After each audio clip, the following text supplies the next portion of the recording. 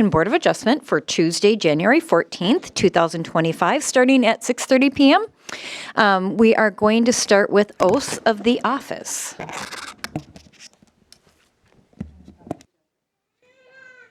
Okay, we are going to move that to later in the agenda, and we'll start with the call to order. And then we'll move on to a roll call. Peter, would you be happy to oblige us with a roll call? Ayers, Here. Brisbane, Here. Weaver, Here. Tice, Here. Zierden. All right, all stand and rise. The flag is in the corner over there, and we'll do the Pledge of Allegiance. I pledge the allegiance to the flag of the United States of America and to the republic for which it stands, one nation, under under God, God, indivisible, with liberty and justice for all. Thank you. The next item is the approval or any amendments to today's agenda. Do we have any amendments, or do we have a motion to approve? I'll make a motion to approve. Do we have a second? Second. All right, all in favor say aye. Aye. Any opposed? All right, motion has passed. Are we able to do the election of officers, or should we pull that to the end too? So, for which, for chair? Okay. Do we have a nomination for chair position? Marcy, See Weaver. if you want it. Do we take other nominations too? Yeah, but first and take a second. All right, we have a first and a second. All right, all in favor, say aye. Aye. Any opposed? Motion has passed. Do we have any other positions that we need? Vice. All right, we have the vice president or vice chair position. Any nominations? Joe? We have a nomination. Do we have a second? Second. We have a second. All in favor, say aye. Aye. Any opposed? Motion has passed. Is that it for the elections this time? All righty. Then we are going to move on to open forum. This is for the public input section. If your topic is later on the agenda, there will be an open forum for those particular agenda items. But if there's something not currently on the agenda and you'd like to approach the podium, please state your name and address, and we'll hear your input.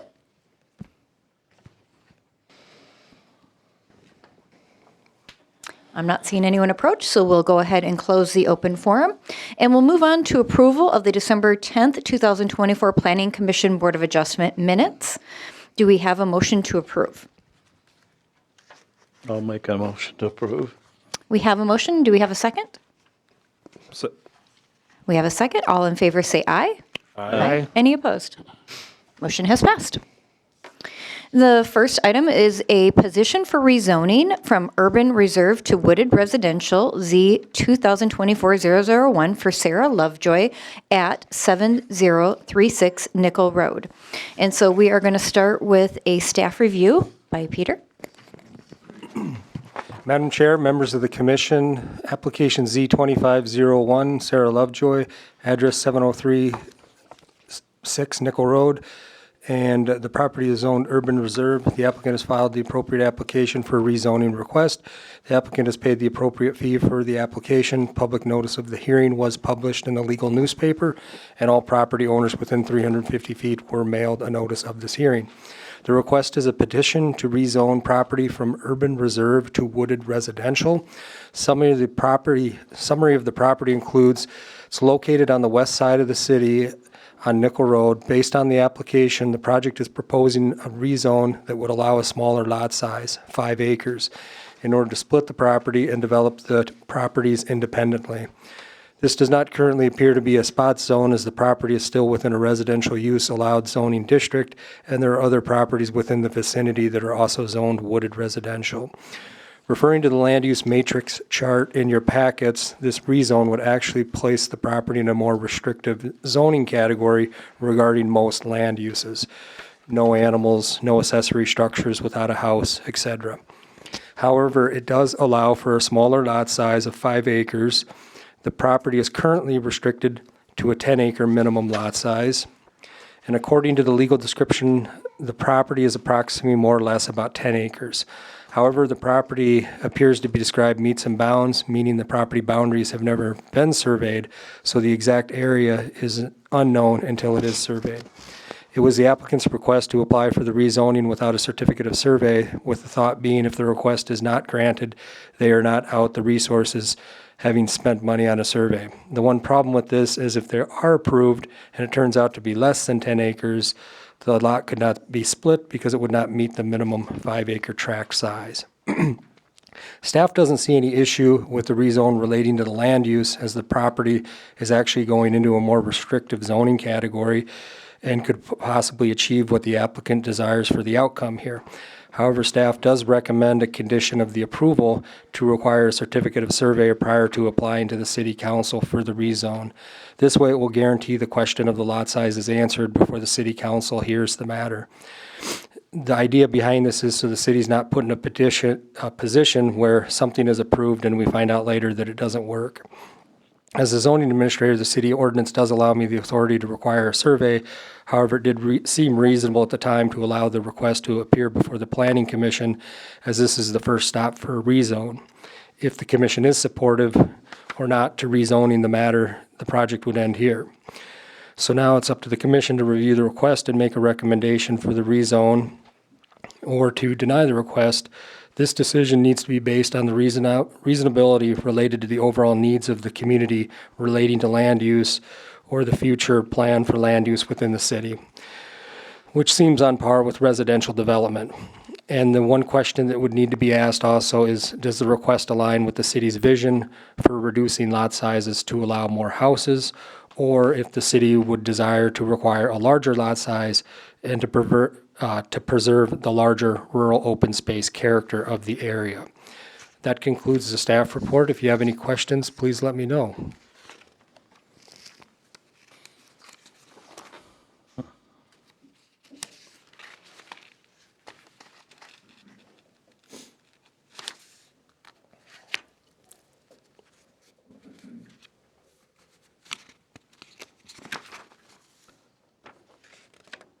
We just have to recommend it to the city council. We're not, right, yeah, we talked. Correct, yeah. The action we'd be looking for the planning commission tonight would either to recommend or not recommend it to the city council. Yep. City council does have the final say on rezones within the city.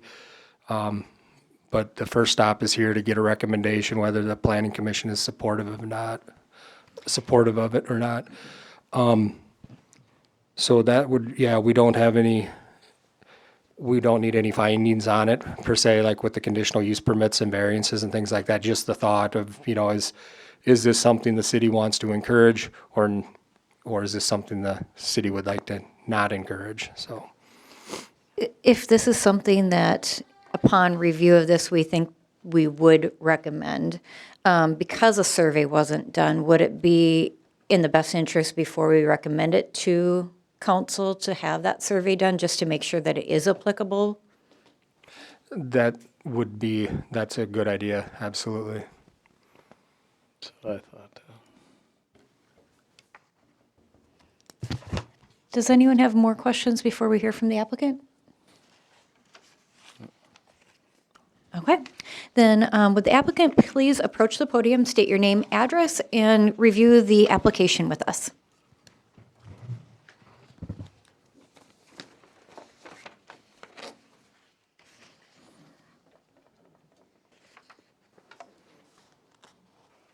I have to put this on. Hi. Am I supposed to just say what I want or answer questions? Oh, my Yep. name is Sarah Lovejoy, and my address is 7036 Nickel Road. And then just run through the application. What is the reasoning? Explain what you're requesting and kind of give your input onto why. Okay. I have a home right now on the property, and initially we started trying to see if we could just build a second home on the property because my daughter and her husband and son would like to buy my house, and we were gonna build another house, and we just decided that it would be easier if we could split the lot. We could build anyway, but we just thought that then they could gain equity in their own home and we could continue to gain equity in ours. So basically, the divide is just to secure that going forward. I think we could probably build anyway, but we just wanted to do it that way so they can have their own home and we can have our own home. But there, we did have it, we didn't have it surveyed, but we did have Pat Trottier come and do the measurements, and it is there. It's just we didn't go through like all of the statistic or the logistical part of it. But I'm pretty sure that would come out appropriately. I'm not certain, of course, but.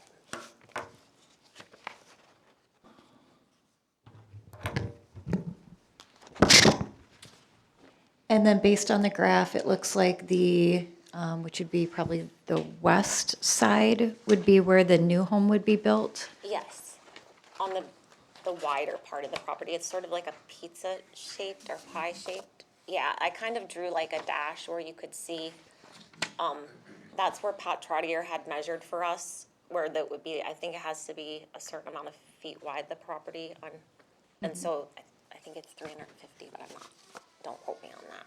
And would it be a separate driveway, or would there be a There shared would be a driveway? separate driveway. Okay. So each lot would be 5 acres.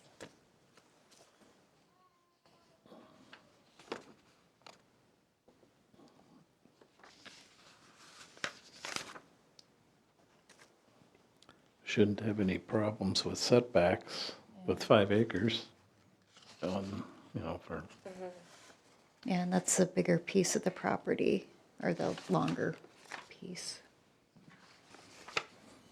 And the thing that, just as Peter had pointed out too, it would be moving it to a more restrictive zone as far as, the conditions and usage. So, that's something in favor of making sure it's meeting code and all of that. And we would maintain as much integrity of the woods as possible. We're not looking to clear any more land than we absolutely need to, so. Okay.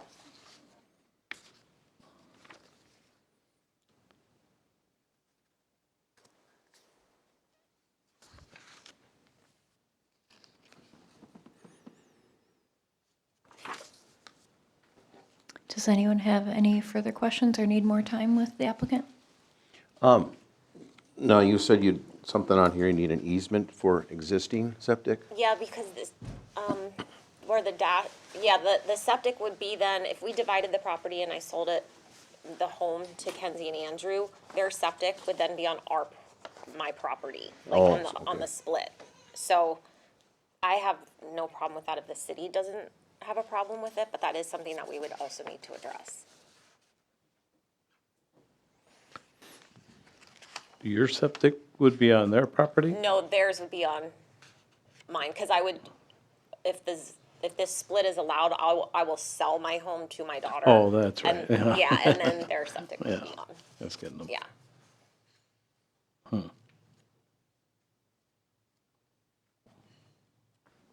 that a problem, Peter?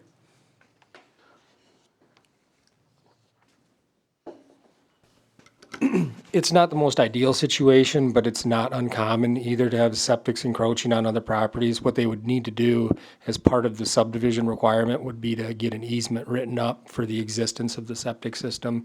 And then usually what they do is they put in language that at the end of the septic system's life, it needs to be vacated. So we see it a lot in the Lakeshore District, maybe not quite on Pelican, but I know in some of those ones that I worked with, there's a bunch of them up on like Manhattan Point, just because of the lot lines had never been surveyed years ago and stuff. So yeah, it'd be fine. They could write up an easement. Not ideal, but definitely something that's not unheard of, so. It's an easement, not a variance. Exactly. It's just an easement to say this septic system gets to occupy this property for, this dimension of the property, and then when the septic system needs to be replaced, then that's when the easement and the permission to have the septic system is extinguished or goes away. So, yeah, it would just be just a not temporary easement, but for the longevity of the septic system. You know, and we've seen it other, like conversely in other areas too, on people when they have like really small lake lots, we've seen people purchase easements on other people's properties to put a septic system in. Like perhaps on like the north end of Lake Mille Lacs. I know this isn't in Breezy Point, but just to think, you know, there's some really nice houses on that, on the north shore, but that land is so thin there. They actually purchase easement from farmers that own property, like quite a ways away, and they pump their septic all the way up there. But yeah, she would be able to do it. It would be at her cost though to have the, have an attorney draft up the easement for it, so.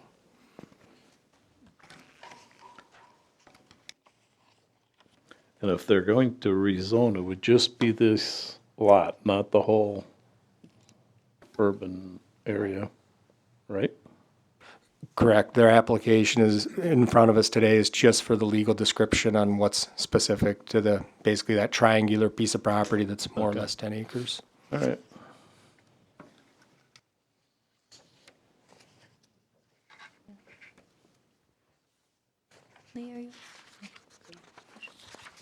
Any more, Roger? Any questions? No, All right, thank you. Thank you. All right, at this time, if there's anyone here that would like to give their public input, you're more than welcome to approach the podium, state your name and address, and share with us your opinion on this particular request. Gary Mitchell, 6944 Nickel Road. My wife and I have 12.6 acres that border the land in question. We've owned it for 12 years. Sarah's been an excellent neighbor. She was kind enough to come over and talk to me about this ahead of time. And so I have no problem with it. If that piece of land doesn't quite make the 10 acres, part of that 12.6 right across the road, which her land, how would I say that? Her land doesn't cross the road, but it would be the road that goes up the hill on the, anyway, I would be willing to sell that 1 3/4 acres to them if they needed the additional land. And that land does, pretty much border. That little triangle, just above the yellow there on the road, that's our land. So, like I said, she's been a great neighbor, never had a single problem. Our land has been surveyed and it is laid out, so there's no mistaking where the border is.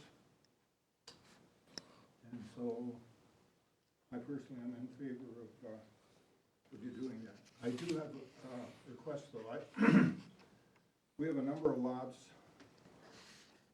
around in our area that are 5-acre lots. We also have one that borders my property that's like 2 acres. Now, I don't know how that transpired. That house has been there for a while, but it's not a real old home.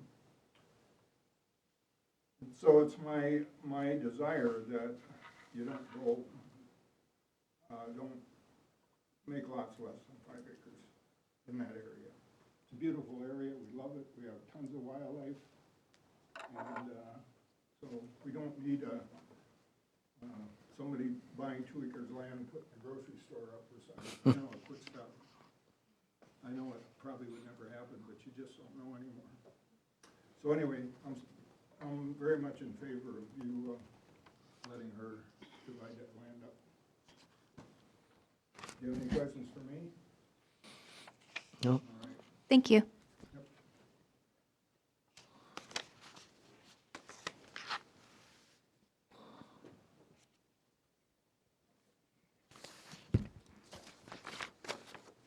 My name's John McGee, 6884 Nickel Road. I need to hold this. Oh. Start over again. My name's John McGee, 6884 Nickel Road. I live right next door to Gary and one door down from Sarah. I wasn't really gonna say anything tonight, but I'm not gonna miss any opportunity to be in front of the zoning commission and celebrate the fact that there's about 50 acres, it's not talked about very much, that I feel is a real natural resource asset to Breezy Point, and that includes 4 owners, 5 really. And it's an asset to the community in a way that's not really talked about very much, but the Ashdown Forest School uses that acreage, most of it, or half of it, for its natural nature study, and so too does Eagleview Elementary use that property. It's got a wonderful title by your definition. It's called what reserve? What's it called?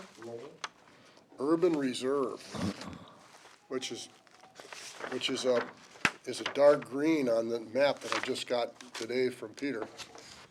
There's not a lot of dark green in Breezy Point anymore.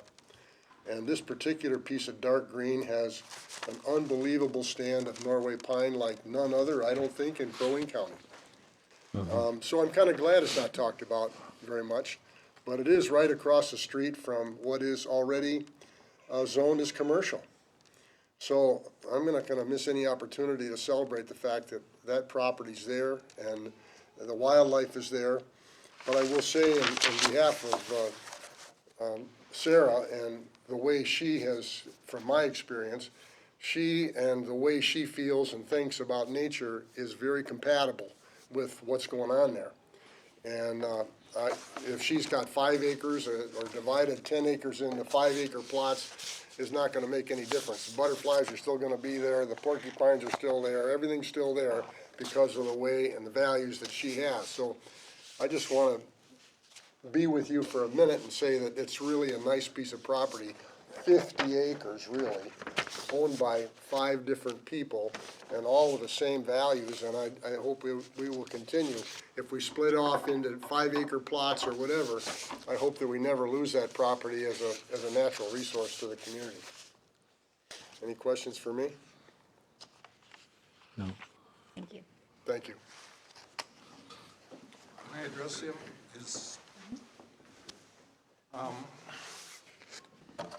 He talked to me about this before, and I said, I like to hunt on my land, bow hunting.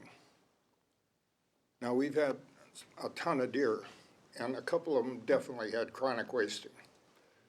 And if you don't harvest those deer, you're gonna have a problem. And so I would like to be able to have, I don't care what you name it, but I would like to have the right to archery hunt on my land. And I feel strong about that. And I don't know if you people are aware, can I walk up to that map a minute? This area is open to firearms. Now, it's time now that ought to be closed. And the reason is there's homes there. And most people don't know that that's open to firearms, but it is. So that's something you people might want to consider closing.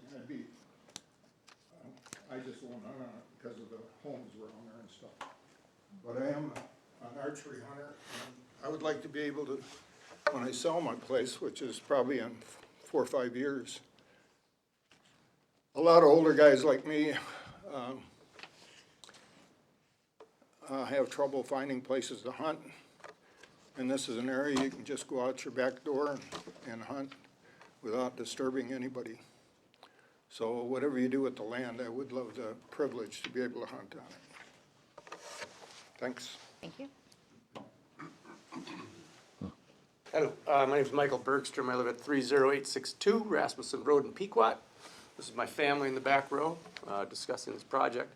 One thing, if I could ask for you guys to consider, the issue of the survey. We did have Pat out even prior to going and taking up any of Peter's time. You know, tried to make sure, we're trying to just be fiscally responsible in this deal. And kind of aware of the time constraints. I've got, you know, like a lot of us up here, I've got a small window of opportunity when I'm kind of available in the winter and, you know, in the spring, and then we get busy.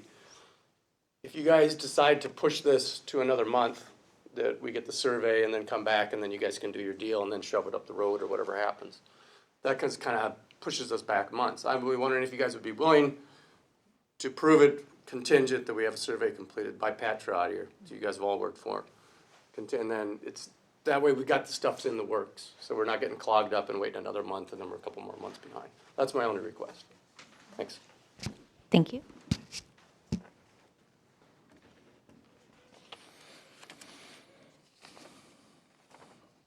My name's Kenzie Stish. I live at 40497 Bucksnort Drive in Emily. I want to live at my mom's house. I've always wanted to live at my mom's house. Prior to my mom owning that property, we actually lived like down the road on Nicolwood Circle. So I grew up in this neighborhood. It's really important to me. I really want the opportunity to raise my kids there next to my mom. So yeah, I just thought that I would let you guys know that. Thank you.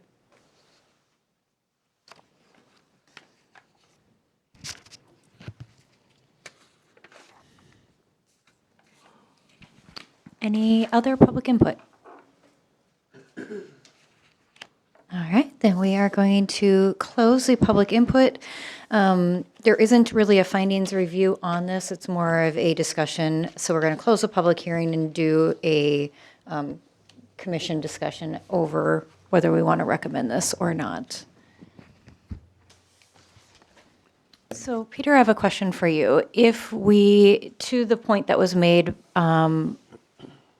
if we want to recommend this to the council to rezone, is there a way to do that legally to make it contingent upon the survey, but allow it to go directly to city council, assuming that the survey comes back that it's appropriate for 5 acres? Yeah, there is, it would be as simple as if they don't hit the 10 acres, then they're out of luck, with that, and that's just on them. I just wanted to make that, comment clear just so they don't come back and try to blame the board that this was approved or whatever, that everybody knows that there still kind of is a question mark. I would say 75% it probably is over 10 acres, but the surveyor I did talk to the surveyor, he said it will be close, so, but yeah, if they, so they'll need the survey before they hit the city council's desk. So we could just put a time frame, make sure the survey is done and reported before it hits city council for the next meeting? Okay. Can they get a survey that quick? Oh, okay. All right, does anyone have concerns or questions on the rezoning request? No. Do we have anyone willing to make a motion one way or the other? We have to make a motion? Or a motion to rezone or not rezone, Recommend. or recommendation, I guess? I'll make a motion to recommend it to the city council for the reapproval or the rezoning under the condition that the current lot as it sits now is 10 acres or more, so that both lots will be 5 acres. Do we have a second? Second. All in favor, say aye. Aye. Any opposed? Motion to recommend to city council has been approved.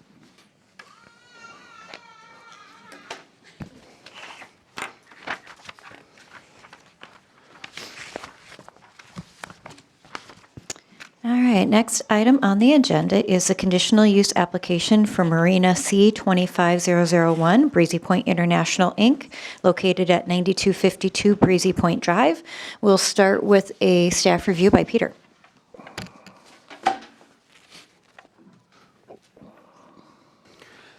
Madam Chair, members of the commission, application C-2501 Breezy Point International is resort commercially zoned property. The applicant has filed the appropriate application for a conditional use request. The applicant has paid the appropriate fee for the application. Public notice of the hearing was published in the legal newspaper, and all property owners within 350 feet were mailed a notice of the hearing. Public notice was given to the DNR via email for comment, and the conditional use request is for a 30-slip marina. Summary of the property includes lots 1 through 26. The 21st edition of Breezy Point's estate is located within the campus of the Breezy Point Resort with frontage along the Breezy Channel waterway. The property and adjacent properties were platted lots in 1964 with typically 50 feet of frontage per lot on the channel. The zoning classification for the property is resort commercial. This zoning classification exists to facilitate much of the operations associated with resorts related to land with resort related land use activities. Much of the adjacent properties are also owned by the resort on the project side of the channel. The properties across the channel and the road are in the residential zoning class. There are additional docking and mooring areas that exist within the channel that service several residential properties and condos towards the end of the channel. This area was excavated many years ago prior to the shoreline regulations, and there has been historic dredging and maintenance-related permits and activities over the years, as you can see in the packets and in the DNR water permits. The applicant met with the zoning administrator for a pre-application meeting to present their plans. The site topography, access to parking, and access to the channel appear to be suitable for the proposed use and seems to be consistent with the comprehensive land use plan for the resort commercial zoning district, which encourages development in areas with this zoning classification. The resort commercial zoning is allowed as a conditional use permit per land use ordinance section 153064. Based on the information presented at the time, staff recommends approval for the application for the conditional use permit request, and there is an attached 11 list of conditions that were submitted to the Planning Commission as part of their packets. I'll read those in right now. These are just potential conditions, just recommended. The Commission obviously is free to choose any conditions or choose no conditions or create conditions you feel necessary to protect the health and safety of the Breezy Point population and the environmental factors on site. Maximum 30 mooring spaces is a potential condition. No additional docks or mooring spaces may be placed on lots 1 through 26, 21st edition of the Breezy Points Estate. 3 condition, protect the existing vegetation in a 100-foot strip along the Breezy Point Channel on that said side of the lots 1 through 26. No vegetation or land improvements allowed within 100 feet of this strip. Number 4 condition, no additional excavation to increase the size of the marina perimeter. Number 5 condition, security lighting must be downward lighted. Number 6 condition, provide 1 parking space per mooring site, which is specific to condition number 1 at the 30 mooring space cap. And then condition number 7, consolidate lots 1 through 26 into 1 parcel, tax parcel. And condition number 8, plantings of trees and shrubs between the marina and parking for stormwater. Condition number 9, native grass planting between the marina and the parking and the exposed areas not to be regularly mowed. However, this area will be allowed to be cleaned up and maintained annually. Number 10 condition, 3 to 4 foot wide walkways between the marina boardwalk and the parking. And condition number 11, golf carts, ATVs, and other such similar vehicles are not permitted on the walkways or the boardwalks. That concludes the staff report. If you have any questions on that, certainly let me know. Moving through the packet, the DNR comment was in everybody's packet. If you'd like to read that into record, I certainly can. Or if you've read that for yourself and are good with that, I'm good with that as well too. Just let me know. So Peter, just to kind of sum up my own understanding of this, as it sits without changing it to a marina, the 30 mooring spaces would be allowed under current regulation. They're simply asking for a rezoning to marina for certain permitting use, rental use, commercial use, that type of thing. But if we didn't approve this, they could still move forward with the 30 mooring spaces as the property exists today with the current zoning. That's correct. So we're really not debating whether that piece should be there. It's whether it should be coded as a marina and what that all entails. Correct. Yes, the commission would be wanting to look at everything landward and the uses associated with a marina on the land, whether there'd be like bulk fuel storage, or any type of buildings or amenities associated with that. And the other thing, I've just been kind of coming up with different questions. We're regulating the land use. I know there was some question over, like, has the DNR looked at this from a, waterway use? And according to what you just had put in, they've already submitted and approved it they've reviewed any potential concerns or anything about having a commercial use on this piece of property for mooring stations. Correct. The DNR has issued an active permit for this, and I believe it's, the applicant can speak to this as well too, but I think they renewed the permit to continue. But yeah, the permit was approved in 2022. Okay. Does anyone have any other questions or need more time? All right. The work is pretty much done, Peter, so it's, Well, But it's not a so they marina. can have what they've already created. It's just, do we allow them to rent it as a commercial piece or can Right, they? right. I think that's all we're approving. I just, whether it's a harbor or marina or what, right? But we could limit the number. We could change the number to 10, 20. or if we don't, then they can do 30 under the current ordinance. Right. True. That's kind of where I went around going, really, this is just us saying, do we want them to be able to have the commercial use of it Right. outside of what they currently have? Because they can do what they've already proposed. Right.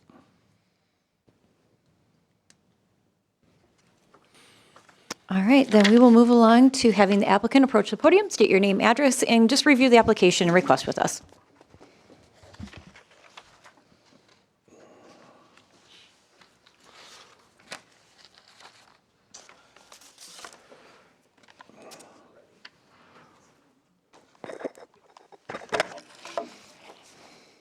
Madam Chair, members of the Planning Commission, public. My name is David Landecker. I live at 7374 Fairway Lane, Breezy Point, Minnesota. And I'm here today representing Breezy Point International in the request for the CUP. So historically, and maybe just to jump right into the first question that the chair had is that if we were not asking this to be classified as a marina, we would not be here at all. So all the conditions that you've read in here, if you chose to not name it a marina, we don't need a CUP for this as a harbor, as it's currently laid out and could be used. The reason for the CUP is to classify it as a marina. And the reason it's being classified as a marina is that in 1984 and 5, when the High Village project was approved by the city and the DNR, I'm not sure the definitions of harbor and marina were that clear. And since then, the DNR has cleared them up, and I know that I put some of the definitions in your packets, whereas a harbor is a place to moor boats. I suppose it was assumed that the harbor was for just a residential piece of property like you might see on Mille Lacs, or you might see it on Leech or some of the other lakes where individuals that actually have their own private harbors. This development, the High Village development, has the marina as part of their approval. And at that point in time in 1985, the DNR did issue a permit to dredge that harbor. And around that same period of time, the harbor was, a portion of the harbor was dredged. It wasn't completely completed, but it was. And so in 1922, we decided, the resort decided that they wanted to pursue cleaning it out to accommodate the dock system that you see in there now. So it's, and that permit would last till the spring of 2026, I believe, or the fall of 2026. So it's like a 5-year time span. The question of whether it's a harbor or marina didn't come up in the DNR discussions. It was still viewed by them as the harbor that was approved at the High Village. But the approvals went through, in both cases, in the 1985 and in the 2022 permit timelines, the fisheries, and there was a like a 45-day review of all department staff at the DNR as well as city at that time. And in fact, in 1984 and 5, there was an EAW done on the property for the development of High Village, the Point Place, a lot of ancillary properties out there. So there's been a lot of studies and things done that had allowed this to be permitted back in that time period. So in 2022, it was dredged out partially, due to the excavators' equipment, they weren't able to get into the whole harbor. They also ran into some very large pieces of concrete, which we're not sure where they came from or how they ended up in that particular area, but they did. So this year in 2024, last year in 2024, we came to the city, got a permit to build the driveway and parking area that exists out there now. Later in the fall, we built the dock system, had the marina dredged out to fit the dock system. And at that time, again, more concrete was pulled out. The shape changed a little bit because of the concrete that was discovered along the shorelines and in the middle of the harbor. So the DNR, we approached the DNR and explained to them what the use of the harbor was, and then they came back and said, if you're going to use it as a marina, the ancillary uses of a marina and the definition is renting out the spaces. So the 30 slips that are out there, the intention is to rent those out to individuals that might own a campsite in Breezy Point, might own a piece of property that's not associated with Lakeshore, might own Lakeshore, but want to have it in a protected harbor. And so the intention is to be able to rent that out. Again, if we weren't here asking for a marina, the resort could use it just as it is right now and let their weekly, daily folks use this just like they do on the marina on the lakeside. And it could become, you know, in my opinion, much more utilized than if somebody just parks their pontoon out there and uses it on weekends or a couple times a year even, and to that extent. So, in that being said, I think we've submitted different plans to you, and one was sort of an overall view of the High Village property that show the marina. And then we zoomed in on another plan that addressed how the parking and street through their work. And then lastly, and due to the DNR comments, the DNR did, as you know, submit comments.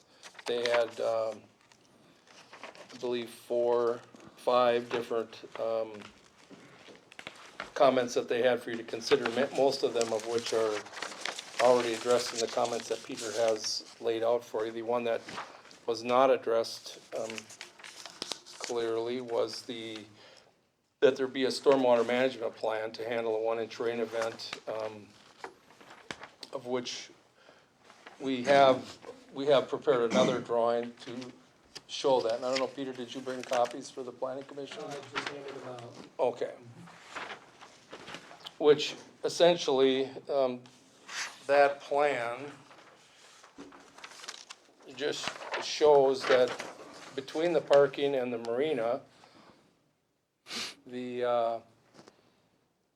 there'd be some swales, sort of depressions built in there, and they would be planted with that native grasses and so forth, and shrubs and trees, but depressions so that water coming off of the parking sidewalks would then be captured in those before they would run towards any of the lake. It's really flat in there, and so it was just a way to offset that potential if stormwater did come through there. Now, those were sized in accordance with that 1-inch rain event, and between the two of them, they're almost twice as large as what would be required based on the calculations. So we're just trying to encourage or develop that piece of property that would allow that stormwater to capture those infiltration areas before they went to the lake. In the conditions that Peter read to you, the one condition was 3 to 4 foot sidewalks. It's 3 4-foot sidewalks. And I think the DNR spelled that out fairly clearly as well. So again, I think that the reason we're here is because the classification or the definition of harbor does not allow us to rent the slips out for like a long-term seasonal rental. And so we're here to change the definition of from harbor, what it's called as harbor, to marina.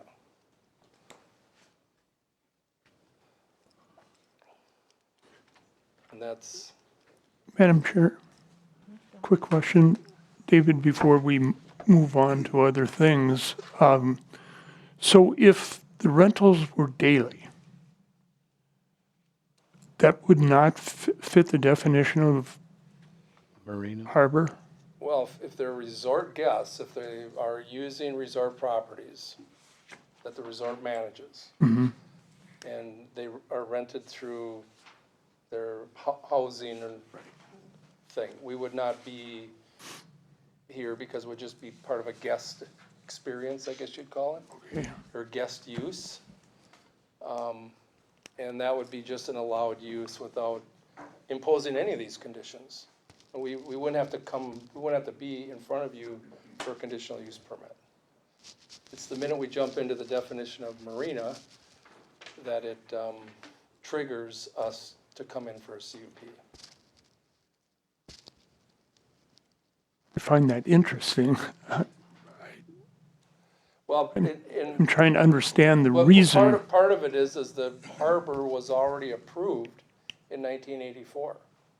Okay. So it was part of it was part of a planning and development and a conditional use permit at that time that allowed that harbor to be built and utilized with that particular development. So it was already approved. It's already been an approved harbor.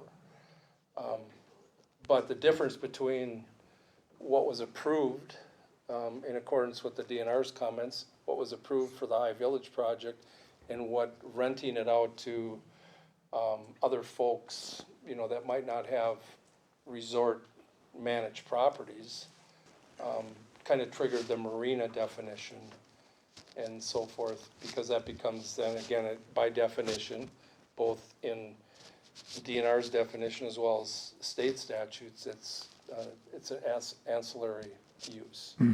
So, does that help? It does help. I still find it interesting, but, you know, I do as well. I mean, Okay. I wouldn't have thought that we would have been here having this discussion at all, because it just seemed like things had progressed along until we mentioned that we know that we were gonna be renting these. And then the DNR said, well, that's a change of terminology then from a harbor to a marina.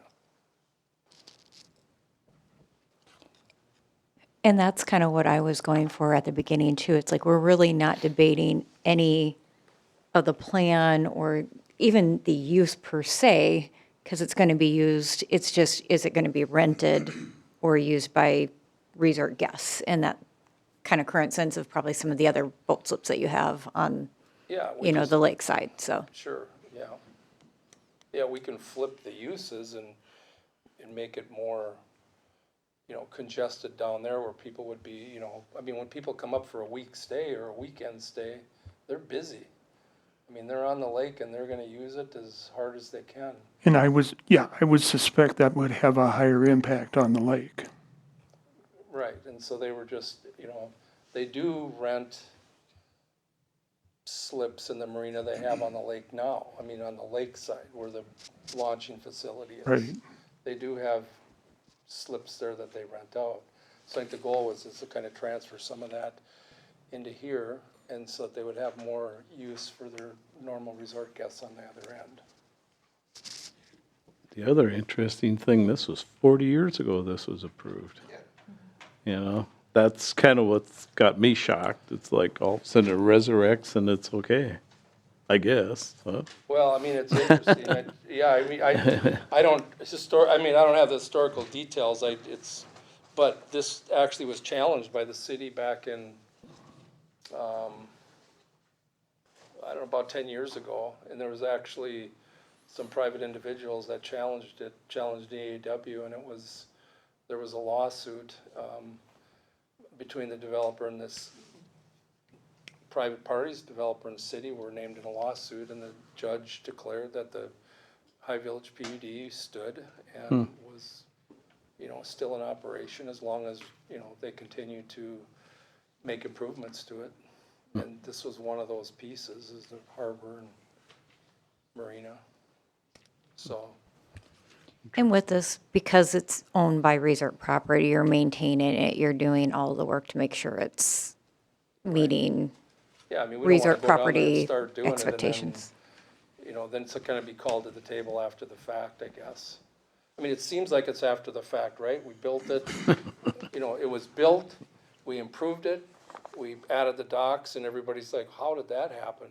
And, it's something that just, has occurred over time, but again, back in 2022, which wasn't that long ago, Right.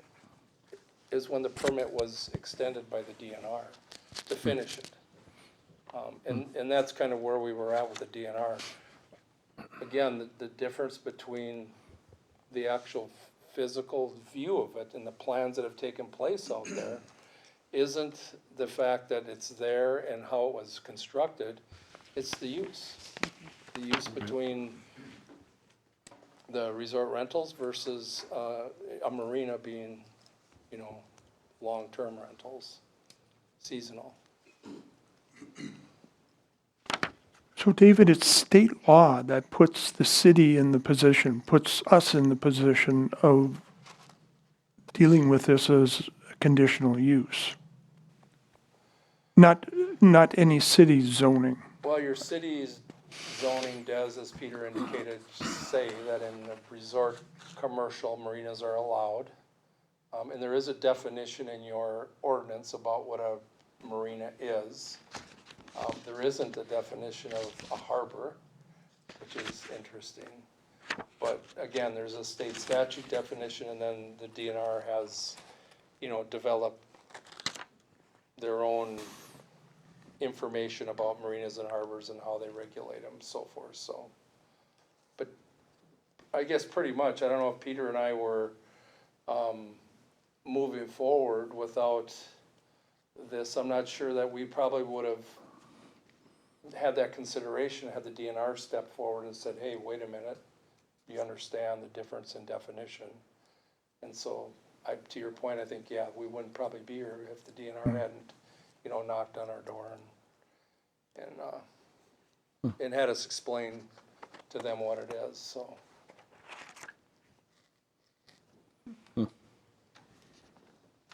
Does anyone have more questions at this time for David? All right, thank you. And then we will move along to public input. So if anyone in the audience would like to come into the podium, please state your name and address and share your input. I'm Scott Grupa. I live at 30001 Channel Heights.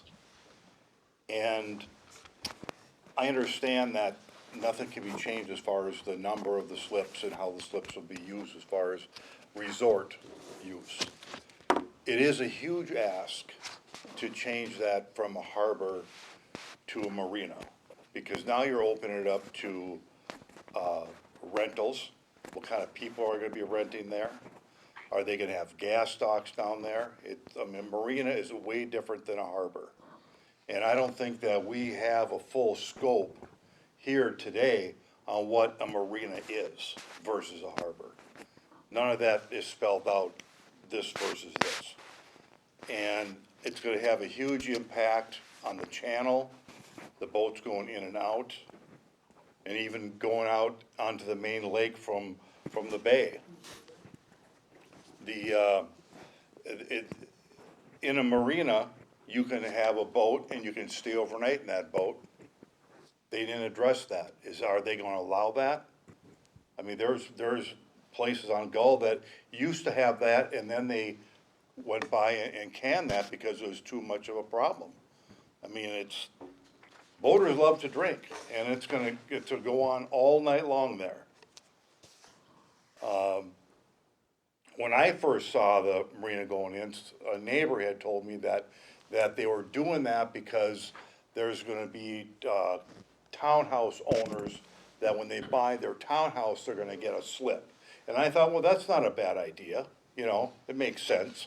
But this is a whole different scenario than that. I mean, these people that are gonna be renting these slips, they don't have a place to stay. They're not staying at the resort, they're staying at their boat. And that's why they're gonna rent it. There's nothing saying that the renter, has to be associated with Breezy Point in any way, because he did mention that, well, it could be a campground owner that might buy it. Well, okay, then let's make it a campground owner can rent it, but not an outside person. You know, it's a big difference, somewhere to stay versus nowhere to stay.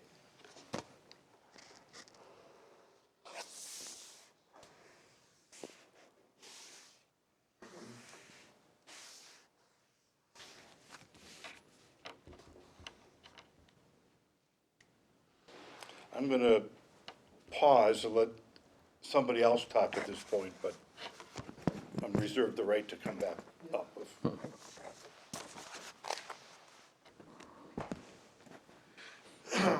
I'm Bill Letchko. I live at 8890 Breezy Point Drive.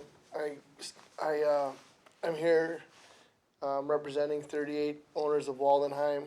It's a condo on the channel of Breezy Point, or the channel we're talking about.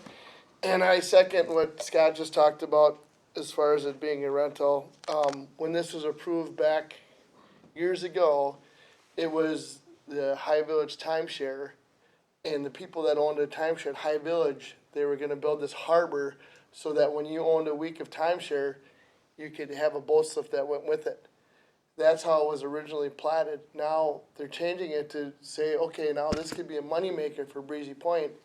We could do it as a marina, and we could have Joe Schmo that lives in Pequot rent a slip as a marina and stay overnight in their boat if they want. If they get a little too drunk, well, it's too far to drive home, I got a boat with a cuddy, I can just stay in my boat. Also, we're concerned about the traffic in the channel. When they dredged this harbor out, they took out about 6 to 8 feet of silt, and they put it up in the lot that Breezy owns up by the clinic. That dropped our water level about 2 feet in the channel. We have floating docks that are now sitting on rocks. We hope that water will come back. We've contacted Jim Gouda and spoke with him, and we've also talked with, he told us to talk to Jacob Fry, who is a hydrologist, about this water level and how we're gonna go about getting that water level back up. We also are concerned about the right-of-way of the boat traffic going in and out of underneath the bridge, and who's gonna have the right-of-way, and if there's anything in sight with a big, having a mirror or something so that we don't have accidents underneath that bridge. But I'm totally, the people of Waldenheim are against it being a rented out marina. We're okay with it being a harbor, but a marina is gonna cause problems in our view. Thanks. Thank you. Is there anyone else that wants to share? Madam Chair, I have a written notice. There's somebody that couldn't make it to the meeting, so I'll read their comment into record for them now, if that's all right. Corey and Dawn Claren. Dear members of the City of Breezy Point Planning Commission and Board of Adjustment, we don't have any issues with the proposed marina itself.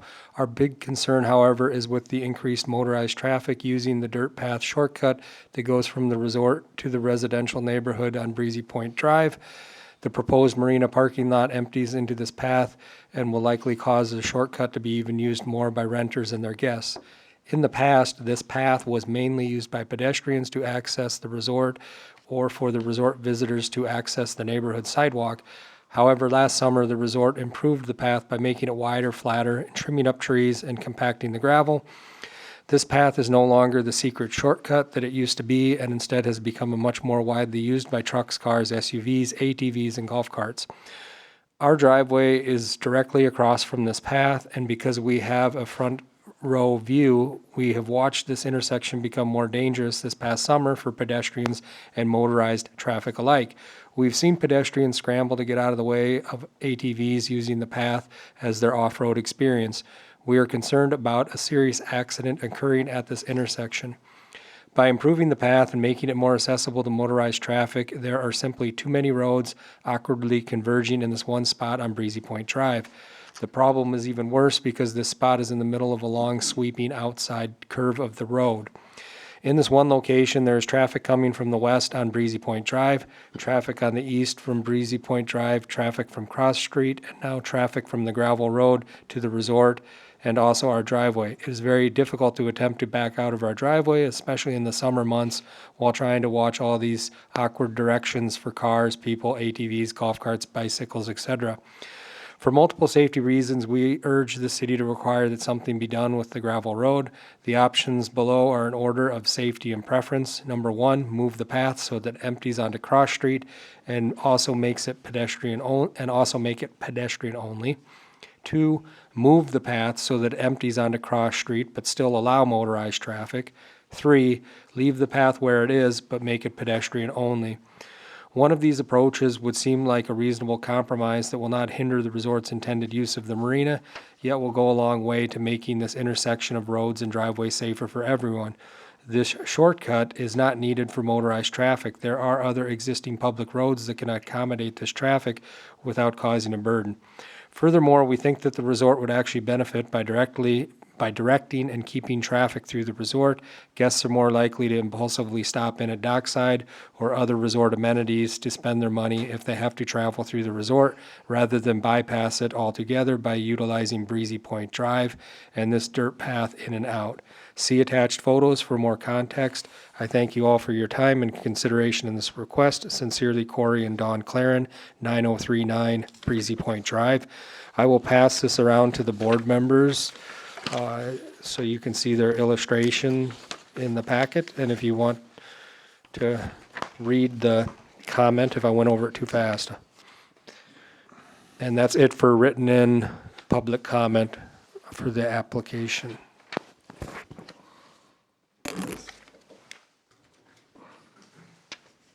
Colette Chesner, 8868 Breezy Point Drive. We are worried about the number of docks being going to be rented out. There's such a safety issue coming out onto the bay. It's a blind corner going under the bridge. There's so many times where boats are head-to-head coming in, going out, and it's only one lane. Well, we had a boating accident in front of our house. The sheriff came flying down the channel, an ambulance came, and there was no way anybody was going to go, no wake. There's no wake through that 20 minutes from our house out to the bay. And just adding 30 more boats into the existing 60 plus of the residents living there is really going to make a burden on, especially on weekends when people are coming in. They don't know how to use that channel. They're going to go under the bridge and their top on their pontoon is going to break off, because I've seen that 4 times. And first of all, they aren't even going to know how to get into the channel going through the red and green. It's kind of a puzzle trying to find their way in if they're coming from the resort. But just mainly about the safety as far as the number of docks and mirrors or signage of some kind. Lee, can you add to this? You lived on the channel and know. Yeah, I mean, Thank it's a big concern. People coming in there, you know, maybe, I don't know whose responsibility would be, whether it be the city or the resort, or maybe both, maybe put up some signage, or maybe, like you said, some big mirrors or something. You know, we're open for suggestions. I want to just iterate what he was reading about that road coming off of Breezy Point Drive. If this were a harbor, people would be coming from the High Village area, the resort area, and they'd be coming in from that direction. They wouldn't be using that road across the street from this person's driveway. If it was a marina, chances are that Breezy Point Drive would be busier because people are going to come in the backside of that. And that's another reason why we'd like to keep it designated as a harbor versus a marina.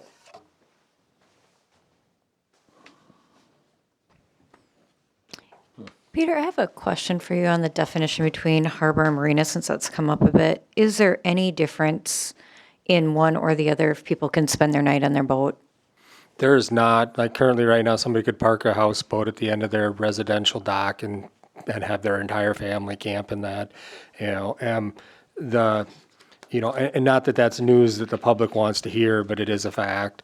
But that's their property. And then even in the DNR packet that's in there too, the DNR, they talk about how mooring spaces aren't even limited for residential lots, which is interesting as well too.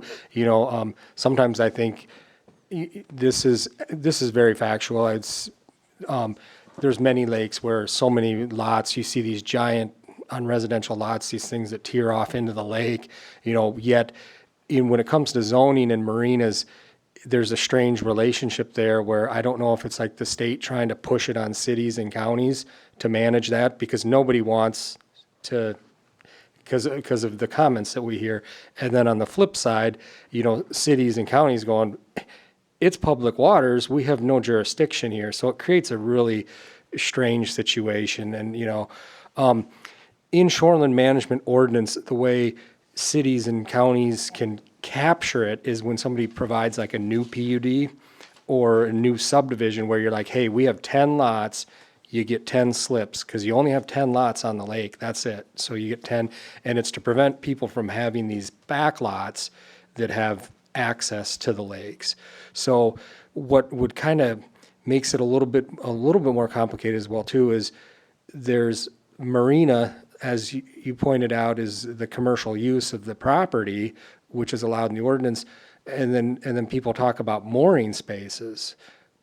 We don't have mooring space definitions in our ordinance, to my knowledge, and I think that's kind of a wise thing, because I think the city of Breezy Point would be best suited not to get into managing that, unless they were to try to incorporate property on the lake, or actually incorporate a district out into the lake, and I don't, it sometimes helps me to think of things in more extreme directions. When you get into I know we're not in Florida, but when you get into planning and zoning in different Florida areas, they had literally houseboats with cities pulling up in front of their houses, and they call it like living on the hook or whatever it's called. And cities put their boundary out into the water. They don't own the water, but they put their city boundary out there so then they could manage that use, because they actually want their people spending money in the harbor and not living for free on an anchor, and then just coming into town to use their, that was kind of an interesting shoreline review we looked at one time. But so, yeah, there's definitely a level of complexity to this, and I'm not endorsing, the Breezy Point Resorts request, and I'm certainly not endorsing, viewpoints against the request as well, so. So from that angle too, I'm just kind of looking at it from all different sides. So if we said no to this and the resort said, okay, well, we'll just include it as part of our resort package, what I keep landing on is then you could have a lot of use, because it could be anybody at the resort coming in and parking and going, and there's no regulation, where if it's rented to somebody seasonally, it's one person or one family utilizing that dock, so there's probably less traffic going back and forth than just keeping it open for anybody staying at the resort to dock their boat there and, go back and forth or so forth. I agree with that, but I was going to say, David, now, was that the intent, is going to be a year lease, or is it, I'm Sure, let me just maybe make some additional comments to some of the comments that came up and go to that. So the goal is to have them be seasonal leases. So when the season starts, when the lake is open and boats can be launched, if the people choose to to rent a slip, I'm gonna say, lease a slip for the season, they would be designated a specific slip, a specific parking place, and that's what they would be entitled to use. There's gonna be some lights out there and some cameras to, kind of make sure it's secure. the way to come into it, both on the north side and then or the west side and the east side where the driveway comes through now. Both will have gates that are mechanically open where they're private, so that the only people that are gonna be able to go in there are the people that have the rights to those leases. So you would have like a key fob or a card that would open the gate, you'd drive through it, the gate would shut, and it wouldn't be continuous traffic in and out of there. What do the cameras do? Do you, I don't know, Well, do you no, the have more cameras cameras would in be the just somebody- resort? I mean, the cameras are there in case, I guess, you know, it's in an area where, even like on the resort, they have cameras, so if there's Do they? vandals I at don't know. night or whatever the Okay. case might be, you have it recorded. Okay, document. so you don't have a station where this guy sits and watches a No, camera? no, it would be Okay. just, yeah, they would be just there in case an event did occur, we could at least go back and try to capture what happened. There's no intention to add any additional ancillary services to the marina. No gas, no outbuildings, anything like that. It would be strictly the dock system that's out there in the parking. You already have gas, so, So if that needed to be, you know, a condition that they not be included, that would be perfectly fine. What was that? Satellite restrooms? Well, we haven't really talked about that, but I mean, that would be something that would be not a permanent structure. It'd be no different than being on the golf course. So we're not looking to add any ancillary services to it. As far as the road going out to the, what street were they talking about? this little Cross gravel thing here. Yeah, I and then mean, it comes up. here again, that road was laid out and like they said, maybe it had overgrown with tree branches and whatnot over the years, but that road was laid out and constructed back in the 80s as well. And while it's been used as a shortcut, as they say, I mean, you can drive, vehicles have driven down there, fishermen have driven down there, four-wheelers, golf carts have continually used it. So it's sort of, you know, in my mind, it's as much of a protection of property if there's ever some kind of a tragedy that would happen in the city, whether it be tornado or fires or whatever it could be, that there's another access to get out of the main guts of the resort. The other roads going up and through the resort, I mean, the one-way streets up on the top of the hill and then down by the lake, I mean, sure, they're there, but it's complicated to get through there, and if that's where the event is occurring, then it makes no sense. This provides another outlet. That being said, you know, we're gonna have, the street coming in is gonna be one way. When we hit that junction of where that trail is, we're gonna have an arrow sign directing traffic into the resort. Much as what the people said, I mean, we want people in the resort. That's the whole point of this, is to use our facilities. So, does it mean they can't turn right? Sure they can turn right, but the encouragement is to go left with the arrow be pointing to the left. If there's some reason that road is simply a problem, we don't have a problem with discontinuing it. It's a private road, right? It's Yeah, I mean, breezy. it's on our property. You're right. It's, you know, it's not platted. It just happens to be there. It's our own road. I don't have a problem with saying they can't stay overnight. I mean, we aren't looking to have the renters here, you know, typically what we're gonna see as renters is pontoons. People with pontoons. I mean, we don't have the facilities for a huge houseboat that's gonna come in there. It's gonna be we mainly believe it's gonna be pontoons. That's what we rent on the lakeside. So we don't have a problem with, you know, no overnight stay, no gas, no buildings. That isn't an issue. And as far as the use goes, I mean, you kind of hit it on the head. If that becomes if we continue to use it as, whether it's High Village people using it, whether it's resort guests using it, other timeshare owners using it, that's gonna put more use on that channel than it would if they're leased to individuals. It's 30 more people that might not be there. Well, there's 30 more people that will be there. And, If it's a marina, it'll be 30 people that don't live around here using it. If it's a harbor, it'll be people that are staying the weekend there. and they're gonna be, For as long as the lake's open, so that's someone new every week. You And- get someone new in there. and- That's, Or you have that's, someone there year round, there's only 30 additional boats. right. Argue that back and forth all Not day long. 100 That's not and even 50 what- Then we would encourage you to put restrictions on not having living quarters on the boat or sleeping quarters on the boat. Limit, have a thing that you can only rent it to a pontoon without a, or a boat without a cuddy. Or have some limitations and make that a part of it being a marina. As it sits today, I've never seen it. Can that type of boat maneuver in there? Yes. If you dug it out 8 feet, But there's a lot of boats. Oh, I don't know, could they get under the bridge? I don't know. 150 truckloads of silt came down Breezy Point Drive, I said. And to me, that's a moot point, because this was approved in 1984, so I don't really care that they dredged out. You can't come to us and talk about that, you gotta go back in time and talk to our predecessors or whoever was here. That's, we can't Or do the anything DNR. about them dredging it, we can't do anything about putting it in. That's besides the point, correct? Yeah. Okay. Well, my point is if there's a houseboat, can it get in there and dock and turn around and get back out? Houseboat, no. Can't get Small under the cruiser, bridge. yes. But a Small 20 cruiser, foot. Yes. but it can't get under the bridge.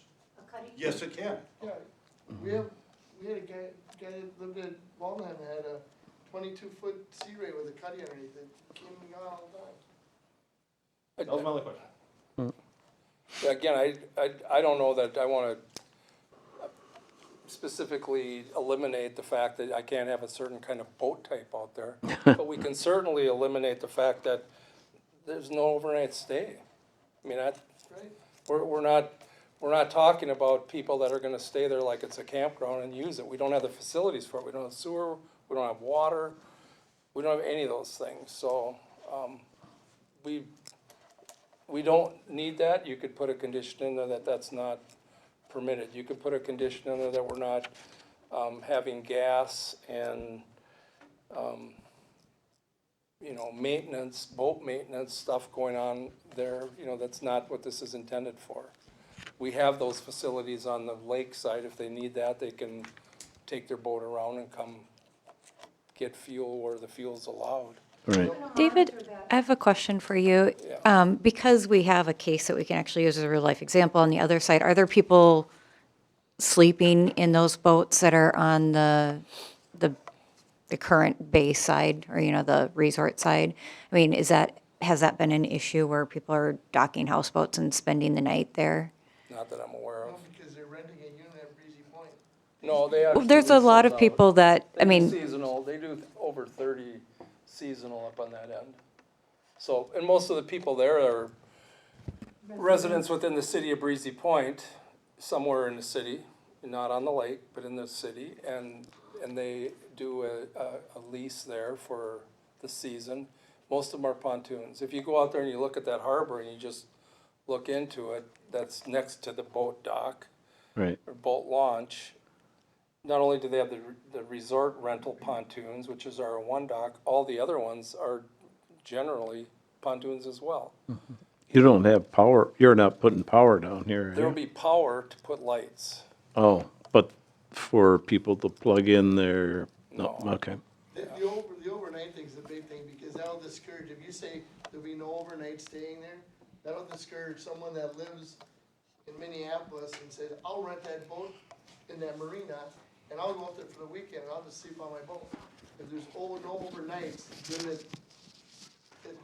it lessens the fact that it's marina versus a harbor. Yeah, I mean, there'd be no again, here, the resort sells sleeping Right.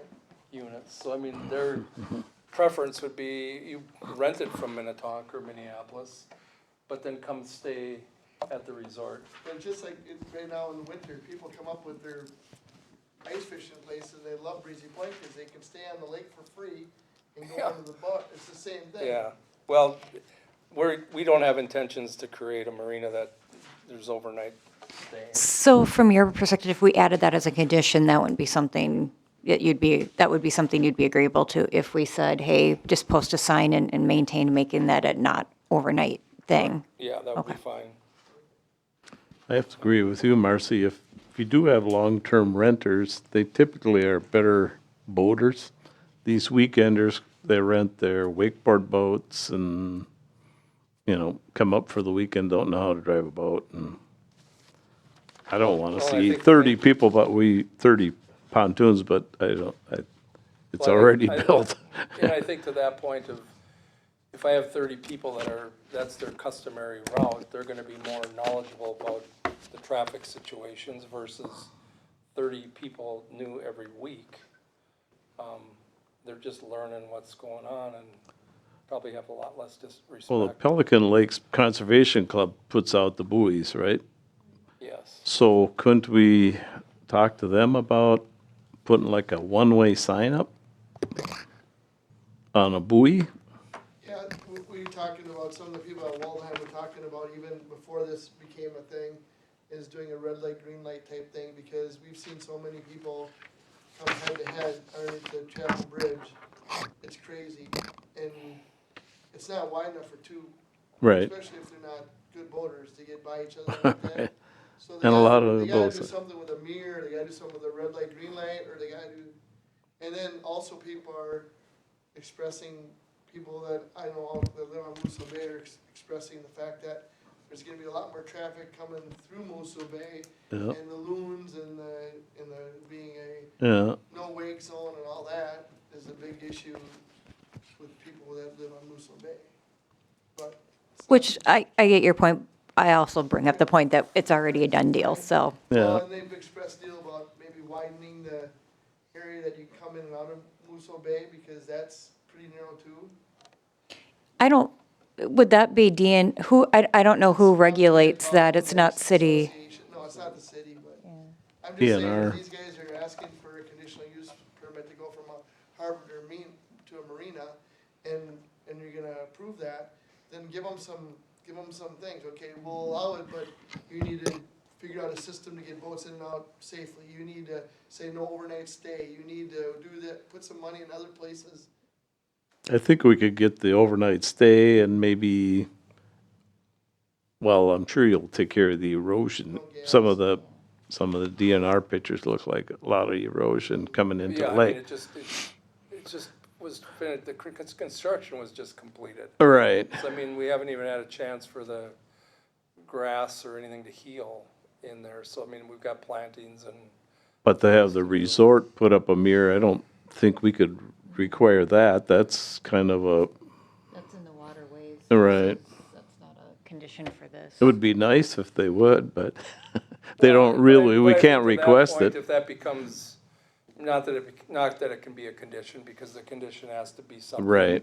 that ties it to that land, but, Right. I mean, the resort has been willing to help out with many things that go on with the lake. I mean, even to the standpoint of Pelican Lake Association and Right. the Conservation Club, you know, helping them with things. So, I mean, if a mirror had to be bought and put someplace, and I'm not even sure, I go through that channel myself. I don't live on the lake, I live a mile away, but Yeah. that's our preferred lake to be on, and we like to come back into the Waldenheim Channel because my grandkids like to see the stuff along the edge, and, Yeah.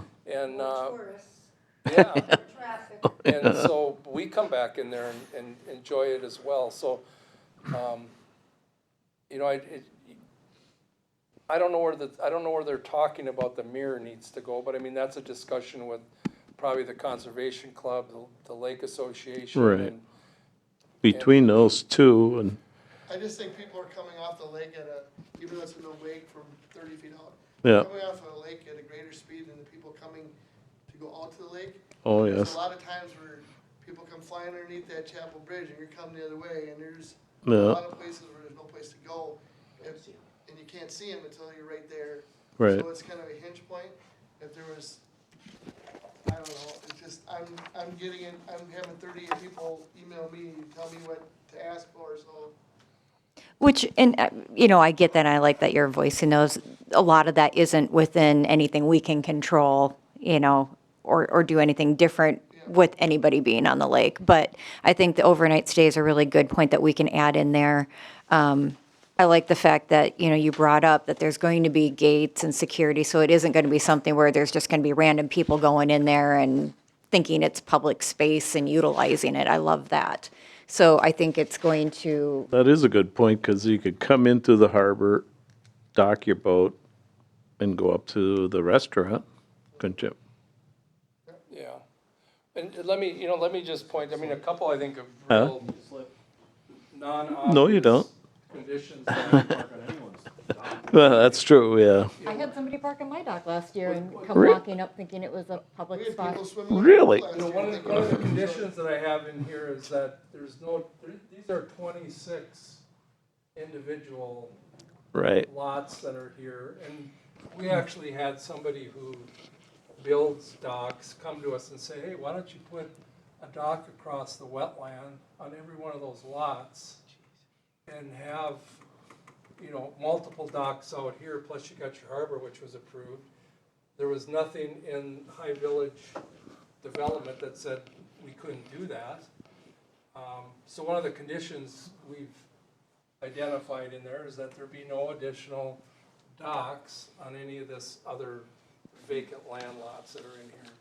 The other condition that we put on there that we've agreed to is that the 100-foot strip along here be left as it is, that we can't go in there and grade it, use it for other development purposes. It becomes a natural buffer area where who's to say somebody would think if there is a development in here at some point that they just come in here and manicure this whole thing and it just becomes a huge lawn and, the trees or vegetation is removed and so everybody has a view of that harbor. So I think there's some intention to, protect what's there, not have a Right. additional series of docks exacerbate maybe more of a problem.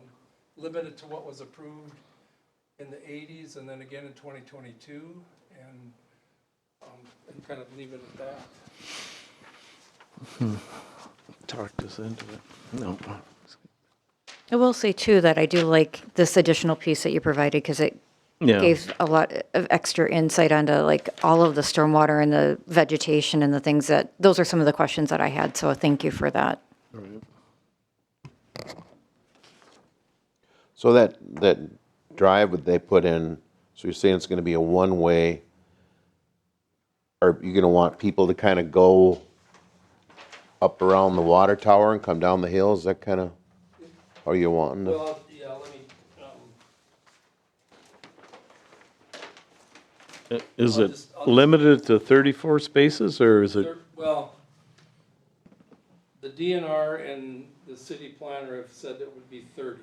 Right, that's what I thought, and then So, there's but 30. there's more than 30 shown on the map. Right, But 30 is fine with us because it's unlikely that there will ever be the 30 boats will ever be used all at the same time.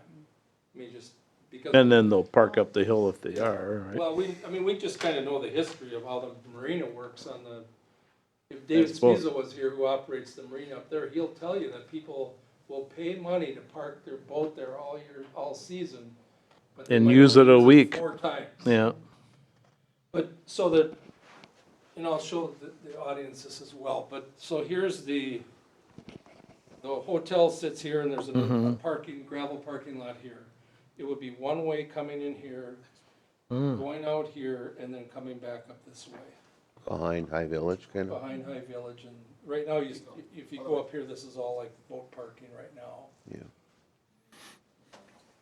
So just, kind of create more There's a- traffic there's for a people parking coming lot down here that that's hill, by the you know what I mean, resort. coming The up. and- hotel. It's 30 It people would and how come in many of them here, are there's going to a really be gate. using it at the same It time? would come through I here. think it's hit the better gate, as a marina. Yeah, and then I do too. encourage them to come out this way. Yeah, and I what they're mean- saying here is, could you put bollards where only like golf carts or pedestrians could walk that Yeah, you way? just know if you instead own of it, you're trailers only coming gonna use around it. and going out this way? Right. This got really a lot of traffic when they're building this, they're bringing their dump trucks If up it's a around. resort, And though, we're not gonna have trailers in here. That's what I was gonna This ask, is yeah, this is better, I think, no for trailer all of these parking, they have to, people. if they put their boat in, they have to go drop their trailer off Yeah. or wherever. Yeah, you could. There's have no that- landing there either. No, I mean, you can't land a boat there. no, so yeah. What they're saying is to the right where that gate is, that road that comes down south, the people across the street were saying, could they Right. put they could keep it, they could pave it, but could they put some bollards in where a truck or a car couldn't go up it, only a golf cart or only a walker could go up it? And if these bollards are something where if there's an emergency and a truck has to get in there, that they can just run them over, like they're this spring-loaded bollards, and then all I would do, because I think people are gonna come out of there and they're gonna come around Breezy Point Drive with their trailers and dropping their boats off, and it's just more traffic in the neighborhood is what we're worried about. And they're making the money renting them for Yeah. 30 boat slips for a year, $5,000 boat slip, they can, you know. The only thing I would counter on that is knowing living there, that road is so rutted, I would take the paved, It's not now, they're gonna pave it, it's smooth, they had a million dump trucks coming around, it's like concrete. They could plow it right now if they wanted to. It's a real road, that's got a base of a road on, that's why the people that live right across from where it comes out are so concerned. The headlights in their house, I suppose, which you can't really, it's private property, so. Right. Well, it's their garage, it's their garage, it comes out to their back driveway where the garage is. Yeah. All right. But again, that road was laid out in the 80s, it was built, it just happens to be, we upgraded it to, because we were doing the rest of the work. It wasn't the intention that that's the direction our guests go. I'm not sure what the right way to collapse it. I guess my concern again would be is it does become you take away there's the safety part of being able to access different parts of the city. And while this isn't a public road, it still does provide a safety network of getting in and out. I do think if it's rented by 30 people versus keeping it as a harbor where all the guests and anybody else could potentially use it, I think the traffic will be a lot fewer. If you have just 30 seasonal people, there won't be as much traffic on that road as if it's just available to anybody at the resort to use. Then you're going to get a ton of traffic. So I think having this as a marina actually is a good benefit to all of us in the neighborhood. I mean, I think a couple. If you have to have it, yes. Put some, no, Overnight sleeping is the only issue. like a no, do not enter signs, here so that people coming this way would not, wouldn't come through. I mean, put some signage up Yeah, and not maintain it. the only thing that we were concerned about is the sleeping overnight being in the marina and putting gas pumps there was another concern. The road coming out was a concern because there'd be more traffic down Breezy Point Drive. Those are the real, and then the traffic going in and out of the channel, which is not just you guys, were the four main concerns that people that they had. All right, does anyone have any more questions for public input? Scott Grupa. There's good points to both sides. Right now, they have approval as a harbor. I've been in front of this committee before, and I've been rejected. And I've been rejected because I did not have a hardship. When I really did have a hardship, I don't see the hardship here. It's cash. That's not a hardship. So to change that from a harbor to a marina, you're approving something that has no hardship. So I think you're referring to a variance where a variance does require a hardship, a rezoning does not. It's a conditional difference in use. definition. Conditional Does use. it? Or conditional use? No, conditional use. Okay. Does not require hardship. Okay.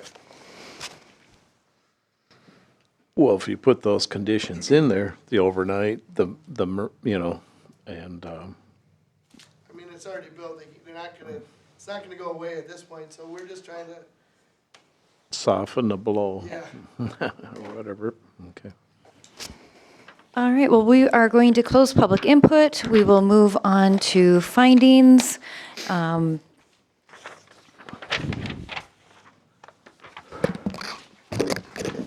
actually, I think we've talked through all of this extensively. So kind of moving with the staff discussion, does anyone have additional questions or concerns? I know we've spent quite a bit of time going through this, but is there anything that we haven't reviewed on the findings or different points? I'm assuming, David, you guys will put like no wake signs in your marina. or harbor, or whatever you may call that thing. Wouldn't you put a sign out front? It's no wake in the channel, but just kind of a A reminder. reminder. This section here. Yeah, Yeah, we can, I mean, that's a pretty easy sign to put out at the entrance going in and out, probably both ways, so nobody's trying to. Yeah, there should Right. be upgraded signage on that Chapel Bridge that says no wake, and someone put a sign that says, kind of cockeyed small, that says, no, what does it say, no outlet. well, that's a good idea. People know. But that wouldn't be for Because this. people, like he No, says, even his no. family likes to go down there and just explore. Right. A lot of people do that, but if they come in to Moosa Bay and they're not familiar with the lake, and they see a sign that says no outlet, they might not go down to explore, they might just continue on Moosa, you know? So a nice sign saying no wake, no outlet, or whatever, might be good on that bridge, a nice new signage. However, that's not something we can approve. Yeah, They tried to turn around at that sharp corner. hit They docks. hit our Yeah. boat, they broke our son-in-law's dock across from us. Yeah, so it gets tight down there, and there's a little island at the end of the channel that there's docks on one side, and it's, I don't even go that way, I try not to, but Go the other way. not a good enough driver, my wife's a good driver. So, anything else that we want to add to the pieces that we can have control over? Anything else in the conditions side of things or in the findings? What I did add, there's 11 here. I added number 12 for no overnight stays, 13 for no gas pumps, and 14 to add no wake signage within the marina itself. I would add only 30 parking spaces. That is actually, oh That's a wait, no, good that's one. mooring. And then I would also add. Oh, it does say in that, doesn't it? Oh, yeah, it does say Mooring. parking spaces. Per Okay, month, so that's in there, cross that off. But the, Trailer storage. well, the signage to deter people from using that dirt access road and turning right down into the, keep So them on resort property. Yeah, so number 15 would be to add directional signage Which you would probably do Private anyhow. road, whatever it's to called. keep on. Yeah, who enforces it? The resort, it's their property. Like any of these that we run through, it's on them to do, and if somebody reports it, well, then you've got the findings here that support what needs to happen, so. All right, so add directional signage to keep on roadway. The private road, yeah, that dirt, well, I don't even, doesn't have a name because it's private, so I don't know what else to call it. Kind of kills the spawning area. All that area was a real important spawning area for the fish. So that's not something that we can address here. It's already a done deal in that sense, so that's a DNR Again, it was issue approved versus in a. 1984. Yeah. Yeah, the kids used to go down there and fish all the time. I wasn't even born. Hey now. I'm just saying. All right, well, just to keep this moving forward, so we've got 15 findings on here. Is there anything more that we would want to add in? Somebody mentioned trailer storage, like boat trailer storage. I don't know if that's anything. I don't even know where you would store it. He said the parking lot wouldn't allow trailers in that parking lot, I don't think it, No, along that. along the 30, 30 on the 30 spots. spaces, it's just gonna be a car parking spot. Car. You'd never be able to park. I would hope that the people that rent out a spot at the marina would put their boat in the water and bring their trailer to their house or wherever, or rent a spot from Dave Spizo to park their trailer for the year. Did you have the overnight stay? Yes. Yep, Okay. yep. So what I'm going to do is read through the findings, and then we can proceed if there's a motion to be made. So the following are recommended conditions. Number 1, maximum of 30 mooring spaces. Number 2, no additional docks or mooring spaces may be added on lots 1 through 26 in the 21st addition to Breezy Point Estates. Number 3, protect existing vegetation in a 100-foot strip along Breezy Channel on the channel side of said lots 1 through 26. No vegetation or land improvements are allowed within that 100-foot strip. Number 4, no additional excavation to increase the size of the marina perimeter. Number 5, security lighting must be downlighted. 6, provide 1 parking spot per mooring site, which would limit it to 30. Consolidates lots 1 through 26 into 1 tax parcel. 8, plantings of trees and shrubs between the marina and parking for stormwater. 9, native grass planting between marina and parking and exposed areas not to be regularly mowed. However, this area is to be cleaned up annually. Number 10, 3 4-foot walkways between the marina boardwalk and parking. Number 11, that golf carts, ATVs, and certain similar vehicles aren't permitted on the walkways and boardwalks. Number 12, that's been added, is no overnight stays. 13, no gas pumps. 14, no wake signage would be added within the marina area. And 15, add directional signage to keep on roadway. Anything that I missed? What do you think about adding no overnight stays on boats? We have that. That was Okay, number, Just to clarify it, Just to clarify it, okay. yeah. just to clear overnights, yeah. What stops Peter from, we approve this thing and 10 years down the road, this lots 1 through 26 that are one tax parcel get divided up into 26 more lots? That's a great question. The concession, I think, from a zoning perspective, the resort's making here is actually pretty huge. Okay. You know, because they could do exactly what he said, you know, just go right over the wetland with an approved. So with that condition that they be combined, what we'll do is we'll require them to combine the deed together with the property. So it's just not the tax parcel, so it's the deed. Okay. And that, I think, is a real good compromise with the resort versus using those properties. It gets them all into that one location. Right. So, yeah, because that stuff, if something, just for a couple of other questions, I'd heard a comment, I don't know if you guys want on there, if there was any type of discussion on gated entry or not. And then also, was there the overnight hours, like 10 to 7, or just no overnight, just leave it at that?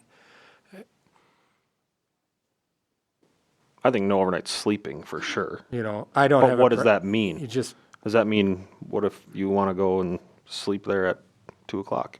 You passed out. right.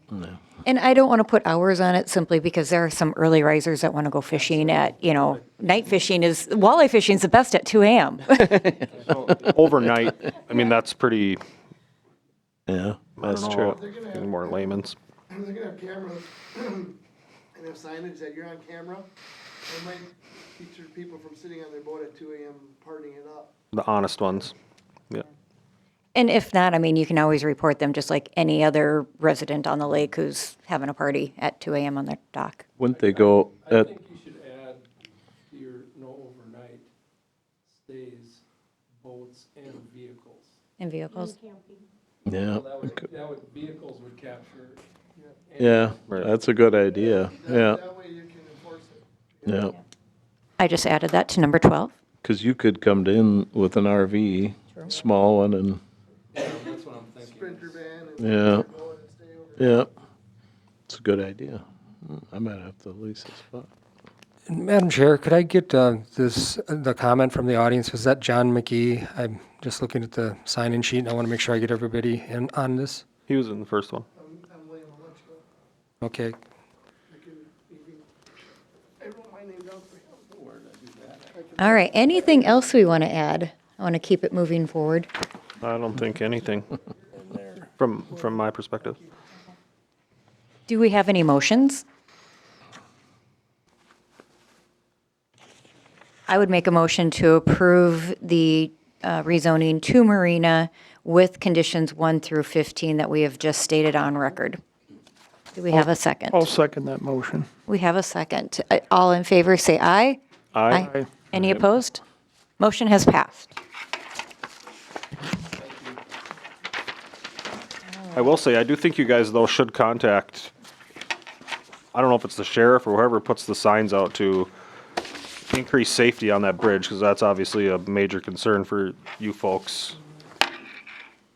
Sorry that we can't make that decision for you, but I think that it would behoove you guys, and especially if you got 38 people, emailing and contacting whoever needs to be contacted to get that taken care of. And they're gonna, if there's pontoons with bimini tops, there's gonna be a lot of them wrecked on their bridge. I've seen over 6 people get caught on that bottom beam when they go underneath their bridge. It stops, that stops. Yeah. Yeah, And then people will go like, fix it. Yeah. And then you can go fish them out and scrap them. Colette, you should lead that. I do have to laugh though, because this lake is probably one of the most dangerous for props and for all kinds of things. It's like- rocks, yeah.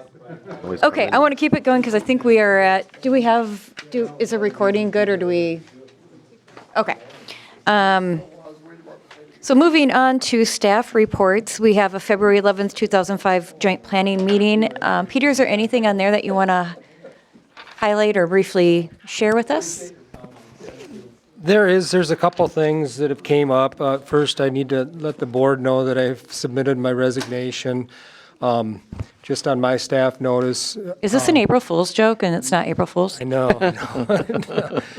Yeah, I submitted that into the city council and the city administrator. I have accepted a position with the state agency and will be starting on January 29th. It was a very tough decision for myself and my family to make, and that both opportunities are absolutely great. This has been an incredible job, and I've been blessed with great coworkers, projects, council members, and commission members. You've been very fun to work with, supportive and welcoming into your community. I'm also happy to have been part of this organization and have had the ability to serve the citizens of Breezy Point. Thank you very much. I'm planning to be here till January 28th, to facilitate this meeting, the short-term rentals, the rest of the permit requests, property inquiries, and new planning commission applications if we have any for that. So I'll definitely be here if there's any follow-up you guys need with me as well. I did talk to the city administrator on that and HGKI. That was a project I was really looking forward to being part of. Just the opportunity with the state job coming up, I couldn't turn down that opportunity, but the Joint Planning Commission meeting, I think what we're going to do is talk to the HGKI, just tell them to hold off. I talked to them about that as well too, just to give a little bit more time to do that. I don't think we're in a hurry with it either way, and they fully understand that. And that way we can keep everybody on the same page. So They don't raise their rates or anything? they don't raise their rate. That's all their bill's been, they submitted their bid and everything like that. When they work on it, it is billable hours. So we tell them, hey, stop, and this was, we had to stop it before for other stuff, but I think they're actually, it probably is helpful more than anything because it gives multiple people chances to review this. And they've been doing, and this is even a benefit as well too, having my eyes on it from outside eyes and theirs as professionals, and then also even Jerry's from having some more of the historic use with it as well too, that I think it'll come out to be a very, very good process. They're currently looking at doing an assessment of lots on the cities within the city of Breezy Point to answer the question, buildable lots versus unbuildable lots. Because there's some things that come up when people want to change ordinances and things like that. And, and I always tell communities, let's take, small steps at one time, so that we can get a bigger, broader picture of this. And, that's been kind of a resounding message I've heard throughout the entire year, in the zoning office. And I've worked in several different zoning areas and know different communities have different desires. But anyway, that'll give a takeoff point of, what do we have out there that's available for development and what's off limits right now based on our current ordinance? So that'll take that question completely off the table or bring it on and say, hey, if we issue 30 more house permits in the next 3 years, we're going to be done with all of our lots. And now we need to start to look at these, more of the tougher zoning districts or the districts that don't allow that. And that'll also help answer that question too when people talk about extending sewer services and things like that. Like okay, do we need to extend this? Do we need to bring more lots online, or is Breezy Point good with a bunch of lots for the next 10 years if we issue say 30 some permits each year on that? So they're a good firm, and like I said, I think just so everybody can have time to do it, we're telling them to not do that Joint Planning Commission City Council meeting just yet. So, yeah. Jerry, he's going to address the council at the February 3rd council meeting, and that will confirm whether we have that joint meeting on the 11th. Okay. As of now, we don't have any applications, is that correct, Peter? Correct. For that meeting in February, so we'll just keep you posted on what Jerry finds out from the consultants and what the council wants to do, how they want to proceed. With that, I just want to note for us that we should probably define in the new ordinance what a harbor and a marina are. Good, kinda because know I'm now, still don't we? confused. Future references, because who knows what's going to happen. All right. Anything else anyone has to report on? Well, I just want to say to Peter that congratulations, and we really appreciate your good work. Yep. Well, hey, thank you. I appreciate that. Thank you. Yeah, this is, throughout my zoning career, this has definitely been my favorite Well, it's good to hear. community by far. We've got a good group. Absolutely, you do. It's absolutely true. And I've worked in several different places to know, so thank you very much. I appreciate it. The job I'm doing next, this will be more involvement with like septic system management it'll be like the district contact for Crow Wing County, Aiken County, Itasca, and the Northeast region for septic system compliance. So it'll still have a land use facet to it. And how I got into that wasn't just like at the whim of a notice, like, hey, want to check this out. They, somebody that I worked there before with years back, he moved on to another position and they contacted me and said, hey, we have this opening here. You should try to compete for it.